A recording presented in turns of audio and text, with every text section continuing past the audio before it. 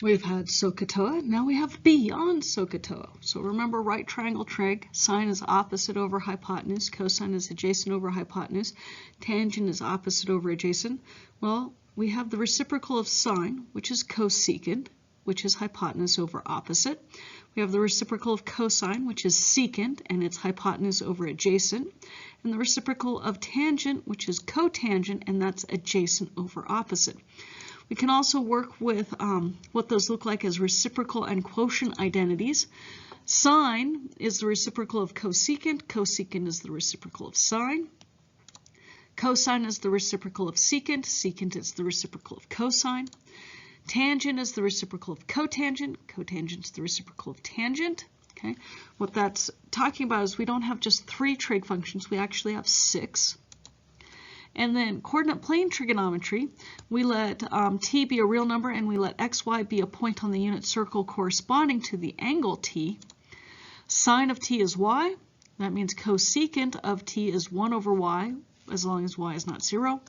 Cosine is x, and cosecant of t is 1 over x, as long as x is not equal to 0. Tangent is y over x, as long as x is not equal to 0, and cotangent is x over y, as long as y is not equal to 0.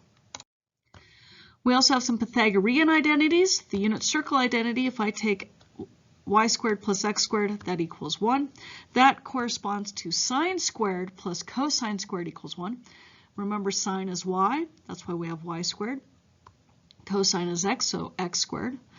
That's why when we add those, it equals 1. We can take all of the sine squared, cosine squared, and 1 and divide them by cosine squared, and that gives us the identity tangent squared plus 1 equals secant squared. Or we could have all divided them all by sine squared, which gets us 1 plus cotangent squared equals cosecant squared. Periodic function, a function f is periodic when there exists a positive real number c such that f of t plus c equals f of t for all t in the domain of f.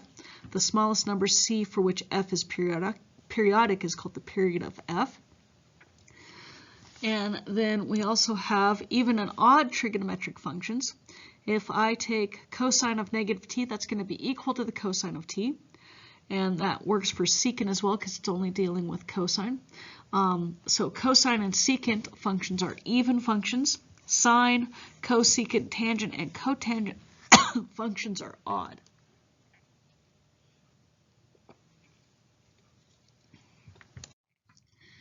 Now, working with the unit circle, we've got the different angle measurements. Well, we also have ordered pairs.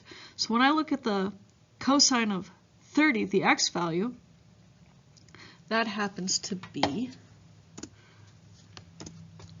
well, 0 degrees first, start with 0. The x value is 1, the y value is 0 at that ordered pair. And for 30 degrees, the x value is root 3 over 2, and the y value is 1/2. For 45 degrees, it's root 2 over 2 for both x and y. For 60, it's 1/2 root 3 over 2. And then for 90, it's 0, 1. After this, all of the values just repeat. Excuse me, they just repeat. It's just now who's negative, who's positive. So when I move into the second quadrant, all my x's are negative, but my y's remain positive. And then when I move to the third quadrant, x's and y's are all negative. And then when I move to the fourth quadrant, x's are positive, y's are negative. So make sure you get that down, and then that also corresponds to the radian measure. Okay. And go ahead and pause the video if you need to as you go through this. And on the table at the bottom that we've got, remember sine is y, cosine is x, tangent is y over x, cotangent is x over y, secant is 1 over x, cosecant is 1 over y. We know 0 degrees is 0 radians, 30 degrees is pi over 6 radians, 45 degrees is pi over 4, 60 degrees is pi over 3, 90 degrees is pi over 2.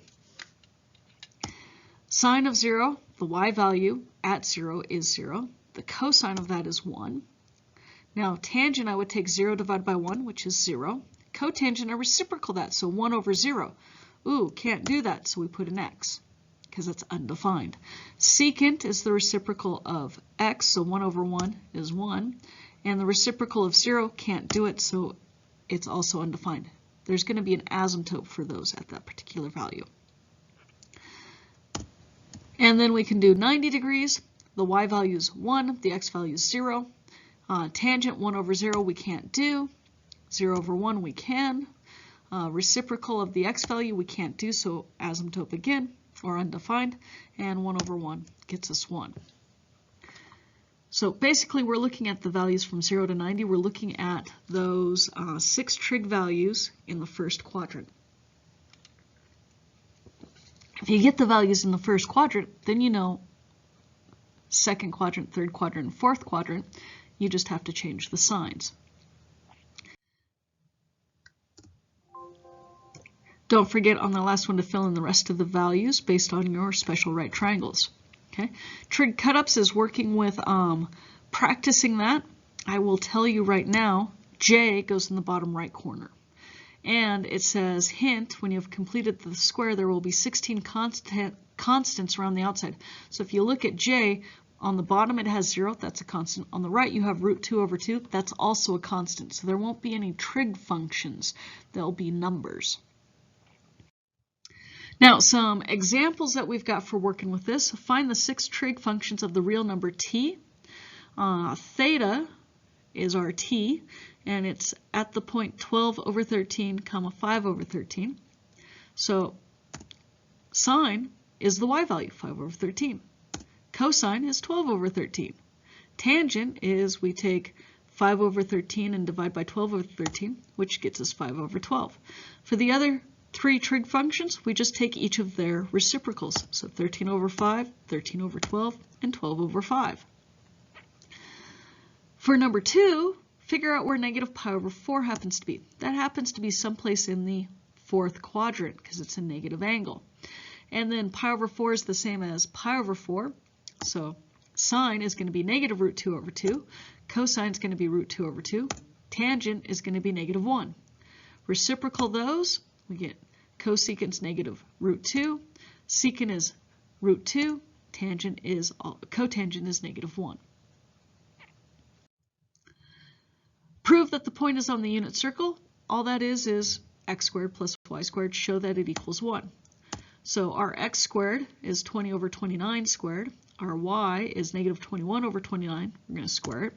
So we get 400 over 841 plus 441 over 841, which adds up to 841 over 841. Now on number 4, we're told that the sine of t is 1/2. So if I'm thinking, that kind of means someplace in there is my t. Now sine of negative t means instead of going positive t degrees, we go negative t degrees from the initial side. So that means negative t is going to be down here. What does that do? It changes any of my y values to a negative. So sine of negative t is negative 1/2. And then cosecant's the reciprocal of that, so that's just negative 2. Find the 6 trig values of our particular triangle with for the angle theta. We've got the adjacent side is 8, the opposite side is 6, so we can find that missing side. So 8 squared plus 6 squared gets us 100, square root of that's 10. So sine would be 6 over 10, which reduces to 3 over 5. Cosine is going to be 8 over 10, which reduces to 4 over 5. And then tangent is just going to be 3/5 over 4/5, or 3 over 4. And the other 6 trig values, we just reciprocal them. So 5/3 for cosecant, 5/4 for secant, and 4/3 for cotangent. On number 6, we're told the cosine of theta is 15 over 17, and we want to find the 6 trig values. So sine of theta is just going to be the square root of 1 minus 15 over 17 squared, which happens to be 8 over 17. Reason why we know this is, remember, if it's on the unit circle, x squared plus y squared equals 1. And so this is just solving for one of those, either the x or y, in this case solving for the y. So we know our cosine is 15 over 17, that was given. We found out our sine is 8 over 17. That means our tangent is 8 over 15.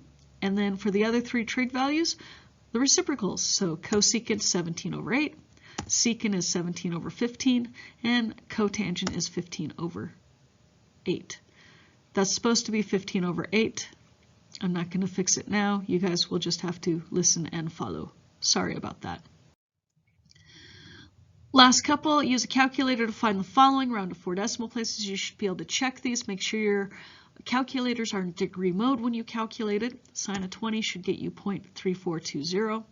Secant of 56 degrees, 8 minutes, 10 seconds should get you 1.7946 when you round to 4 decimal places. Now, number 8 is asking us to work with the properties, the identities of trig functions to show that the left side equals the right side. So tangent of theta times cotangent of theta equaling 1. Well, tangent of theta is sine over cosine. Cotangent is cosine over sine. The sines cancel, the cosines cancel, and we get just 1. On B, multiply out that left side. So 1 times 1 is 1. 1 times negative sine theta is negative 1 sine theta. Sine theta times 1 is plus 1 sine theta. Sine theta times negative sine theta is negative sine squared theta. The middle two cancel, and we end up with 1 minus sine squared of theta. And if I look back at the Pythagorean identities, sine squared of theta plus cosine squared of theta equals 1. So if I solve that for cosine squared theta, that would be 1 minus sine squared. So 1 minus sine squared theta equals cosine squared theta. Last example, you're skiing down a mountain with a vertical height of 1,250 feet. The distance from the top of the mountain to the base is 2,500 feet. What is the angle of elevation from the base to the top of the mountain? What is the angle of depression from the top of the mountain to the base? So we take a look. Here's our mountain. There's our angle of elevation. There's our vertical height. There's our diagonal height. And to find alpha, we just do sine inverse of the opposite over the hypotenuse, which is 30 degrees. Now for the angle of depression, well, funny thing is that horizontal line at the top I just drew and the base of the triangle are parallel. And so alpha and beta are opposite, they're alternate interior angles. That means beta equals 30 degrees as well because they are alternate interior angles. Alternate interior angles are congruent when they are alternate interior angles to two parallel lines. Now I want you to do the same stuff. Here's your practice for each of those types of questions. And when you get those done, check them with me.